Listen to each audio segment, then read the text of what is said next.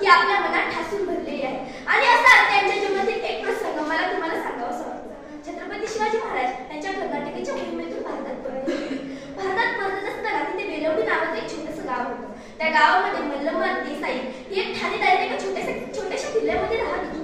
दादाजींना वाटलं जाता जाता किल्ला घेऊन जावा, म्हणून त्यांनी थोडं सैन्य गोळा केलं व ते मल्लम्मावर चाल करून गेले. मल्लम्मा ही जिद्दीची चिकाटीची, तिने त्यांचा प्रहार केला. शेवटी मावळ्याचा पराभव झाला. दादाजींना वाटलं एका स्त्रीच्या हातून मावळ्याचा पराभव होणे हे बरे नव्हे, म्हणून त्यांनी अजून सैन्य गोळा केले व पुन्हा ते मल्लम्मावर तुटून पडले. पण यावेळेस मात्र मल्लम्माचा पराभव झाला. तिला कैद करण्यात आले. मग दादाजींनी अजून सैन्य गोळा केले व ते पुन्हा मल्लम्मावर तुटून पडले. पण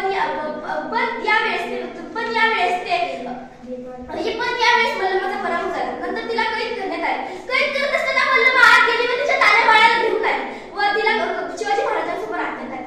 महाराजांसमोर आणल्यावर तिच्या मनात आले, प्रत्येक राजा जसा आपल्या शत्रूला शिक्षा देतो तसा आपल्या गुन्हेगाराला शिक्षा देतो, तसा हाही राजा मला शिक्षा देईल, मला माझ्या बाळाला मारून टाकेल. मग ते शिवाजी महाराजांना नतमस्तक झाले व म्हणाले, राजा मी तुमचे गुन्हेगार आहे राजा, मला द्यायची असेल ती शिक्षा द्या राजा, पण त्यात माझ्या बाळाचा काही दोष नाही. तेव्हा छत्रपती शिवाजी महाराजांनी स्मित हास्य केले. त्यांनी चिटणीसाला आज्ञा केली. चिटणीस आत गेला, दुधाची वाटी घेऊन आला. महाराजांनी बाळाला वाटीवर